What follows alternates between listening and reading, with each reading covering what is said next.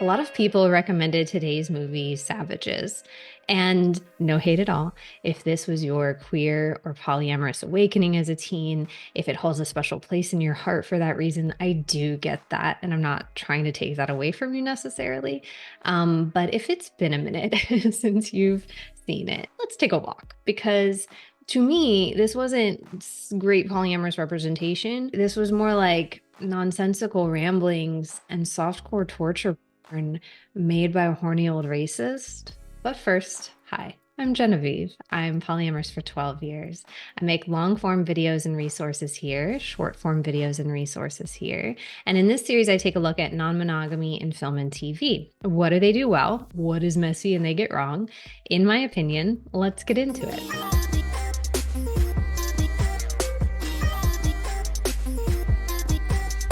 This story follows Ben, Sean, and Ophelia, who are in a polyamorous triad. But the triad's actually not the main plot point, which is refreshing, right? I love to see polyamory just as something people do in the background. It's not the main source of drama. And we do get a lot of sex scenes, which, look, I was not complaining about at first. They are all very hot people.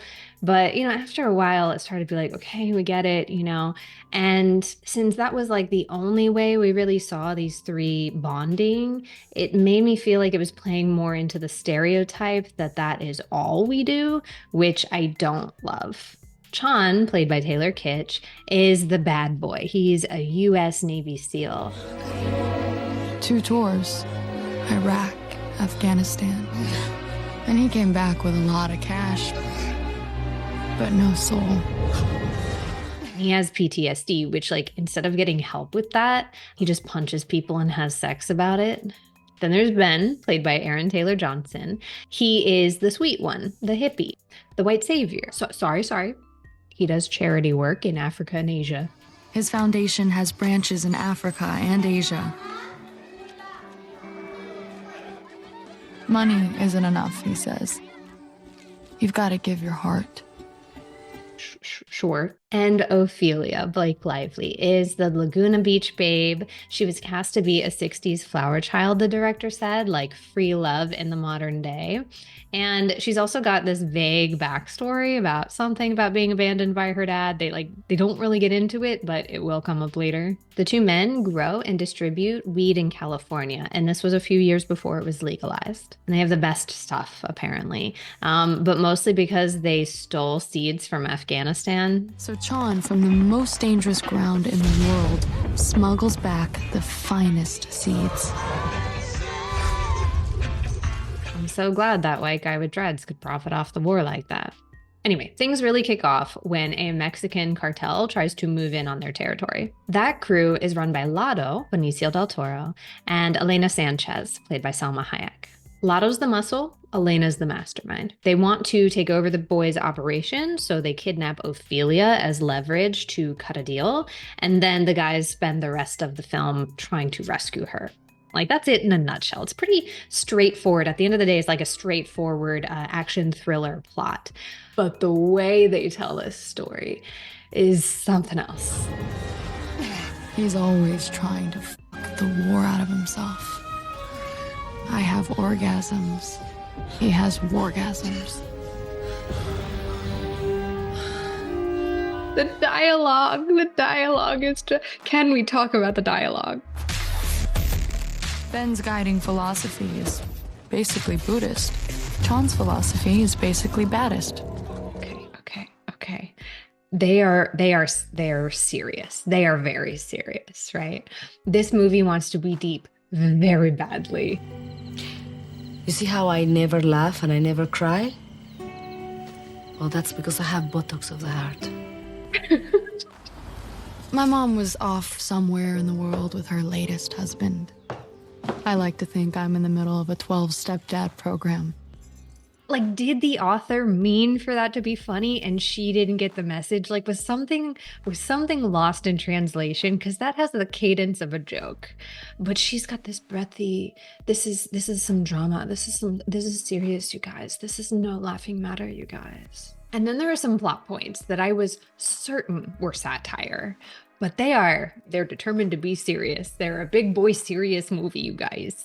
Before she gets kidnapped, Ophelia decides she wants to get away, right? She's bored. So I left a note saying I'd gone to Europe for 4 weeks with my best friend Lucy to get some culture. So then she goes to the mall while wearing one of those, knockoff indigenous American patterns. And she starts looking at maybe buying this purse with Mexican calaveras on it, with sugar skulls on it. And they treat it like she's searching for meaning and she's so lost and alone. And this purse is like a spiritual warning of the danger that's yet to come or something. But I'm like, no. She said she wanted to get some culture. She goes to the mall to buy some culture, right? Like, how do you not see the perfect commentary that you've apparently accidentally made? Then when she is a hostage, oh my God, okay. She gets kidnapped and it is not a safe situation, right? Like, these are violent people. They have hurt her. So that is the vibe. Once she gets a little bit of her strength back, she has a thing or two to say about the accommodations here, though. Why can't I talk to whoever's in charge here?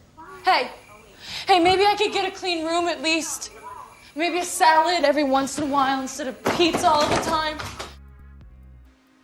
You want to speak to the manager of the gang?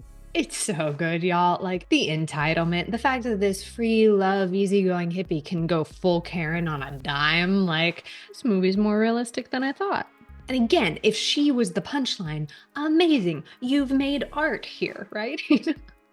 But for the movie to make her the punchline, they'd have to have even a little bit of self-awareness. So what does the movie actually do? They say, our bad, actually, let's get you some steak.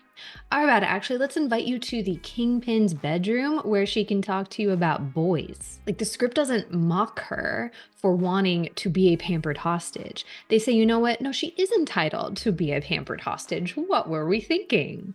And that would be bad enough if they weren't so all over the place. Like 3 or 4 scenes earlier, they were almost about to cut off her limbs. And I should say that this is a very bloody, very gory movie. Like, parts of it could be a Tarantino film, but then it just like surprises you out of nowhere. But so the cartel sends a threatening video to her boyfriend, and then this happens. Oh. Hi. I'm so sorry about this, baby. I'm gonna get you out, I promise.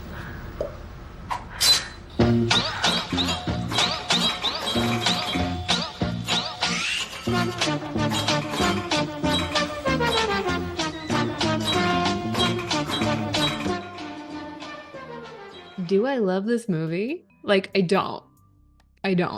But do I? Like, that looks painted over. Am I seeing things? Like, that looks like someone put the footage in MS Paint after the fact. Art. If you didn't take it so seriously, this is art. So I did have a theory, and I went looking, and it was confirmed by the director in an interview that this film barely stayed R rating. If you're not from the US, the movie rating system goes general audience, parental guidance over 13, restricted, and no children under 17. Now, if you have way too much drugs or violence and get an NC-17 rating, that is the kiss of death for a movie. Like, right, no major theater chain will play it. It is dead in the water, right? So what directors will do is, if they get a little too raunchy and get NC-17, they will start to cut out scenes and re-edit it until it gets bumped back down to the more acceptable R rating. And I was like, this film is so wild, with bouncing all over the place between like cutesy moments and decapitated heads. Like, we see gory, several like snuff film level scenes, and then this shit, right? Like, what tone are they trying to strike? And I was like, I bet they went too far with it. And then after the fact, they were trying to like stitch it up to make it playable. And the director backed up my theory in an interview, saying that, yeah, it was a fight to stay R-rated. But I gotta say, there are other ways to do it, right? Like, do something, anything other than this. But also, it's perfect and no notes. See, I keep not knowing what to feel about this. It's messing with me. Why is this not a comedy?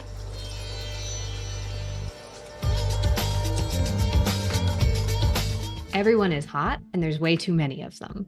They keep introducing new characters half an hour into the film. This is Ben. This is Lotto. Dennis Kane is a high-level drug enforcement agent. Wiley is a top mixer. Doc, Sam, and Billy. This is Spin. And that's after they deleted a whole ass Uma Thurman from the movie. They cast Uma Thurman to play Ophelia's mom, filmed a bunch of scenes with her, and then cut all of it for time.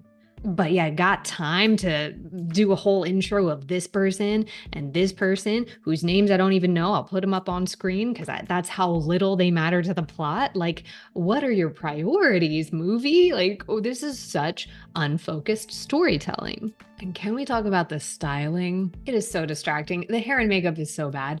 And I'm not talking about like making someone look rough on purpose for the story. Like, this isn't Tatiana Maslany in Orphan Black supposed to be bad, kind of bad.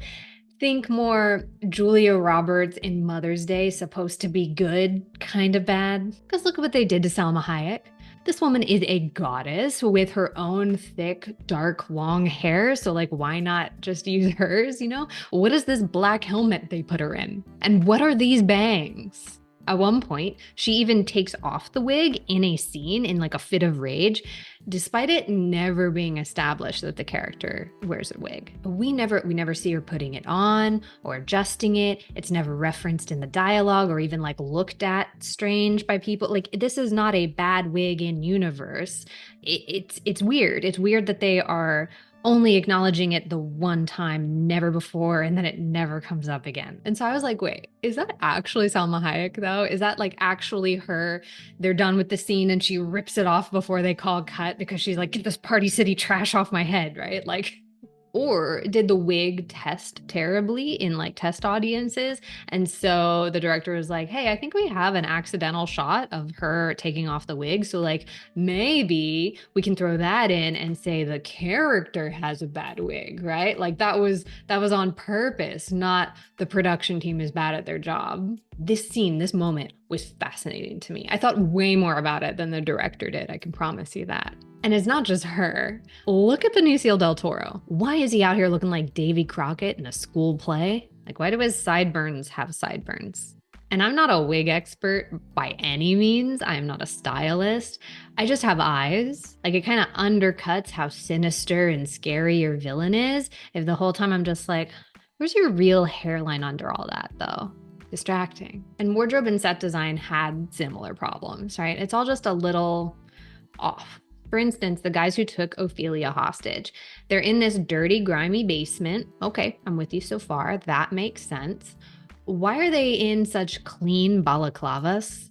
Like, why are they in fresh, off-the-rack new shirts? Like, can we get a little dirt or pit stains on this H&M button-down, you know? Like, any signs of a struggle or even just sweat from being out in the heat and humidity, you know? Like, fresh outfits in this moment make it look like a set with actors. It's, again, gonna undercut how scared I am because you're reminding me that it's fake. Or Elena, all of her set design. My God.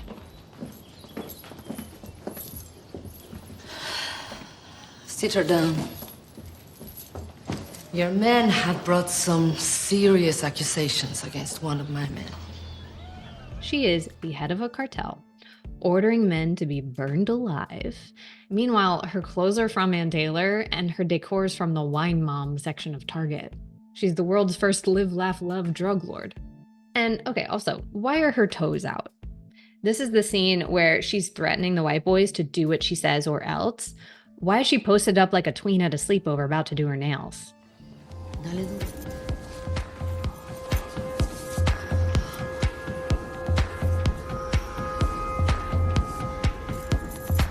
This is such a horny movie. And it's not always fun horny. Like, it's often more leering horny. Like, why is this creepy guy making me watch this horny, you know? Skip to this time code if you would like to avoid any creepy sex pest stuff or violence or some non-consensual acts, you know. I, unlike this movie, don't want to surprise you with that. So you can go here. The sex scenes that are consensual go on for way too long. And look, again, I like seeing hot people hook up. I'm excited to talk about challengers in my next video, right? But after a while, like, this didn't feel hot. It just felt uncomfortable. Like, why are we still in this moment? And Oliver Stone, oh yeah, did I forget to mention that the director is Oliver Stone. He kept saying in interviews how beautiful Blake Lively is. Like, he talked about it a lot, you know? And you feel that energy on screen, you know? It feels like if you gave a camera to that uncle who keeps telling you how much you've grown. A review of Savages on Indie Week called him the formerly hip Oliver Stone, which sadly, the man who once made energetic, controversial films like Salvador and JFK is now reduced to leering over Blake Lively's backside. That. And when Stone's not showing hippie free love orgy vibes, he is showing a lot of shots of scared young women being humiliated. Like, when I ask, is this, it's not that showing a hostage in a thriller movie having a hard time, it's not that that is inherently sexual. It's just that sometimes they're done in such a way that you feel like this is for someone's off-screen gratification. And this is not to kink shame either, right? Like, these are fictional characters. Adults agreed to do these scenes, you know? So if you do think it's hot, totally fine. What I don't like is when a director pretends he has to show me all of this for the plot, for the character development, right? When I'm pretty sure I'm just watching his high budget CNC porn that he got away with making on the studio's dime type of thing. You know, I hope I'm making the distinction clear. And like I mentioned, there's also overtly non-consensual things. In one scene, and obviously I'm not going to show a clip, but Benicio del Toro's character drugs and assaults Ophelia and then shows her a video of it afterwards, and she starts crying. Stay with me when I tell you that this has nothing to do with the plot, and it never comes up again. It doesn't establish him as the villain. He's already the villain. It doesn't push her to a breaking point. She's more or less fine after this, right? Which makes me want to pull my hair out, because that's not how that works. No, you know, it has no narrative purpose other than to show even more with Blake Lively, except this time she's not having fun. But the director isn't the only one that I'm side-eyeing here. This film was also based on a book of the same name, written by this man, a private investigator from Rhode Island who made a career writing about US cops, US military, and Mexican drug cartels. A story can have racist characters without the story itself being racist. Bigotry can be part of the plot without the plot saying bigotry's good. But that takes a lot of care and nuance and self-awareness on the part of the storyteller. I think you can see where this is going. Thousands of acres all at once. Mexican field ants do not grow primo. You will teach them this. Voodoo would not agree. What's a fat chap know? He's a fat Indian. Boyfriend 1 is I hate non-white people and I won't deny it kind of racist. Boyfriend 2 is I think I'm better than non-white people and will deny it kind of racist. The story does know, to its credit, it passes the low bar of knowing that Sean is a bigot. But they still make him desirable. They treat his hatred more as like a personality quirk than a serious problem. The story does not know that Ben is a kind of racist. They say he's the good guy, the sweet one. They act like white saviors are actually a really admirable thing to be. They act like the only one with issues is Chon. And even then, it's just because he has PTSD. Like, he doesn't mean it deep down. He's nice. And that's when they're still in the US. When they go down to Mexico, now for some reason they're wearing masks when they do crime. They've never done that before. And for some other reason, they are sugar skull masks. And I am the furthest from an expert on Mexican cultural practices. So if you're Mexican, please do correct me if I'm off about any of this. But my understanding is that this imagery is used on Day of the Dead to celebrate your ancestors in Mexico. So these white men put white men characters in that imagery to shoot, blow up, and set on fire brown people. If this story was being told by people deeply intimate with the culture, I'd want to learn more. I would be so curious, like, why are you using and repurposing this imagery in that way? You know, I'd feel more confident that there was something substantial to be said here. But when it's a story told by American white dudes, then I lose confidence that this is going to be handled with any nuance or, frankly, respect. And just in case people say, this American white girl is overreacting, that it's not that deep, they do also write a Mexican character to say that back home he ate literal garbage and now he doesn't have to because he's in the US. Angela's going to the Cheesecake Factory with Courtney and Taylor. The Cheesecake Factory in Mexico. I pick my meals out of the garbage truck. That's why your children are Californian now. Like they're telling on themselves left and right. I'm just pointing at it. For absolutely no reason at all. They place the final showdown on a, quote, old Indian burial ground. Old Indian burial ground. Why? Why? Why? Like, was it just to set up this joke for the cop to say at a press conference? Dismantling the leadership. It is an Indian reservation. It is technically not our country, but as we know, it is. So... Like, yes, that is what American cops do. This isn't the self-awareness I was hoping for. Which brings us to the title itself. It can be used as a slur against brown and indigenous people. This movie came out kind of recently in 2012. It wasn't that long ago, And so going into it, before I knew all of this, I assumed they were going to do something clever, right? Like that it would be a subversion of the trope or a reappropriation of it. No. They want the money. You don't know shit. You're talking to Taliban. No, but they pay for the dub. Savages don't make deals. They're a business, John. That's just a white guy calling brown people savage. The film does add one twist to it, though, At different points, both Benicio del Toro and Ophelia call the white throuple savages, but it's not because they're violent or anything. It's because they're polyamorous. So which cock does she suck? I can't tell. Maybe she does them both. Savages. So on top of trying to dilute this slur, because hey, we made a brown guy say it too, so, I guess we're even. On top of that false equivalence, they're also saying that this stereotype applies to anyone who's polyamorous. We live like savages. Beautiful savages. If I'm being 100% real, the polyamory was the least worst part of this film, right? Like I said at the top of the video, they had some things going for it, right? Like they were happy, not competing with each other, not homophobic. It was nice that they didn't spend the whole runtime trying to figure out how to make polyamory work. Like that was not the focus. We love to see it. More of that, please. But I also had people singing this film's praises as some of the best representation out there. And I unfortunately can't co-sign that either. There's something wrong with your love story, baby. You know what you were saying the other night about my men? I never had a dad. I don't know, I guess this is my way of getting to know man.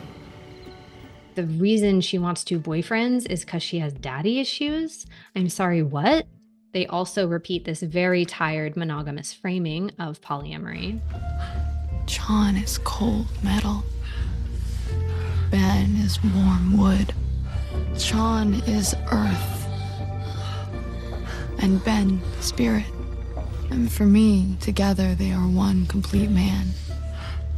This idea that each polyamorous partner is half of a whole partner, so that's why it's okay, because we need both to make a whole person. Trash, trash. And the ending, okay.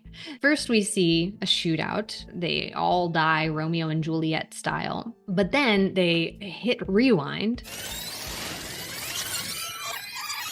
Fake out, just kidding. That's all what the character imagined. Here's the real ending. Just fantastic storytelling. And then they play out, like the cops get the brown people and then the white people get a happily ever after. Like it kind of has all of the movie in just one sequence. There's violence and drugs and women getting hurt, as well as some racism, It's like just... And to cap it all off, they use the last few lines of the film to say this. I'm not so sure there can ever be three people equally in love. It just doesn't work that way.